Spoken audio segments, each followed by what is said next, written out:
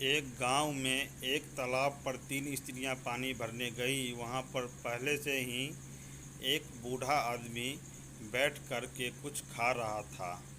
तीनों औरतें जमीन पर अपने अपने घड़े रख कर बैठ गई और उस बूढ़े को सुनाकर आपस में बातें करने लगी। एक ने दूसरी से कहा, पंडित पोथाराम काशी से मेरा लड़का बाहर से पढ़कर शास्त्रों का ज्ञान सीख के आया है। अपने बेटे की बढ़ाई और करते हुए उसने कहा कि सुनो सखी, वह आकाश के तारों को गिनकर उनके नाम बता देता है। स्वर्गलोक की बातें उसे मालूम है। यमराज के दरबार में कैसे फैसला होता है उसको ये भी मालूम है। पता नहीं कैसे भगवान की सब बातें जान लेता है। जब वह शादी ब्याह कराता है तो सारे पंडित उसके आगे चुप हो जाते हैं। वह जी, मैं ऐसे पंडित को जन्म देखकर अपने को बहुत धन्य मानती हूँ।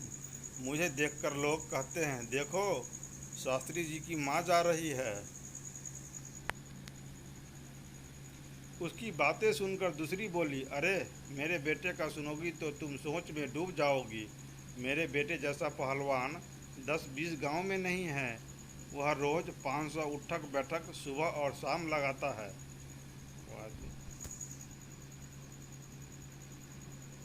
अखाड़ों में जब वह ताल ठोक के उतरता है तो बड़े बड़े पहलवान उसके आगे अपनी जान की भीख मांगने लगते हैं। बहन जी, सच मानना, इसके जितना पहलवान मैं नाम आज तक कोई नहीं कमाया।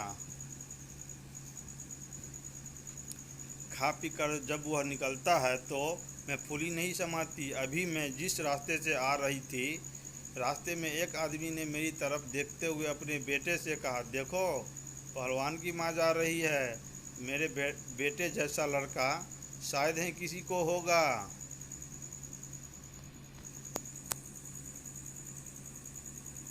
दोनों स्त्रियां की बातों को सुनकर तीसरी चुप रही। इस पर एक स्त्री बोलने लगता है, तेरा बेटा लायक नहीं निकला। इस पर तीसरी बोली, देखो मेरा बेटा जैसा भी है मेरे लिए बहुत अच्छा है। उसे नाम कमाने की लालच नहीं है। वह बिल्कुल सीधे स्वभाव का है। दिन भर खेतों में काम करता है, शाम को घर आकर घर के लिए पानी भर देता है। घर में के काम से उसे उतना समय नहीं मिलता। आज मेरे बहुत कहने पर वह मेला देखने गया है, तभी मुझे पानी भरने आना पड़ा।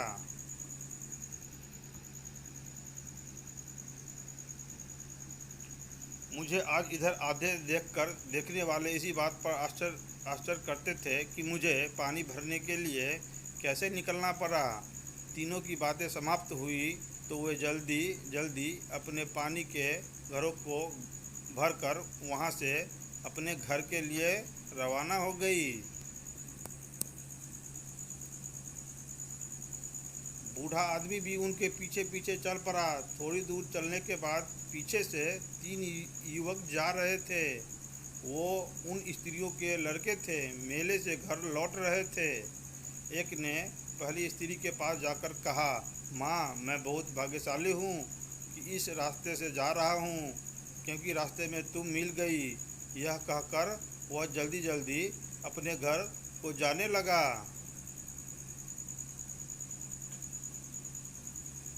दूसरे लड़के ने दूसरी स्त्री से कहा, माँ मैं मेले के दंगल में बाजी मारकर आ रहा हूँ, जल्दी पानी लेकर घर आना, मुझे बहुत भूख लगी है। यह कहकर दूसरा लड़का भी घर की ओर चला गया।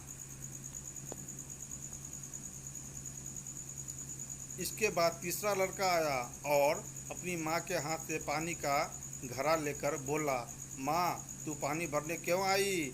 मैं तो आ ही रहा था। वह घड़ा लेकर अपने घर की ओर चल पड़ा। तब अपने बेटों के लिए तीनों स्त्रियों ने के साथ चलने वाले बूढ़े आदमी से पूछा, बाबा तुम हमारे बेटे के बारे में क्या कहते हो? बूढ़ा आदमी बोला, तुम चाहे जो कुछ भी कहो, मेरे राय में तीनों में से केवल एक लड़का ही जिसे बेटा कहा जा सकता है। पहले दो अपनी माँ के पेट से निकलकर उनसे बहुत दूर हो गए हैं, लेकिन तीसरा अपनी माँ के शरीर से अलग होते हुए भी माँ के मन से मन मिलाए हुए हैं।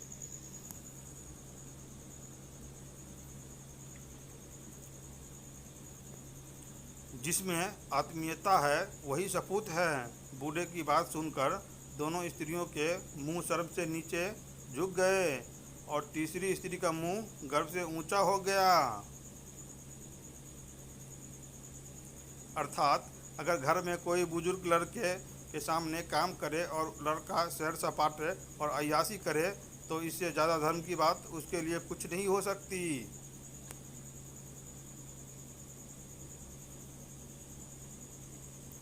हमें अपने माता पिता की सेवा सच्चे मन से करनी चाहिए, क्योंकि माता पिता की सेवा के बिना पूरा कमाया हुआ धर्म एक तिनके के समान है।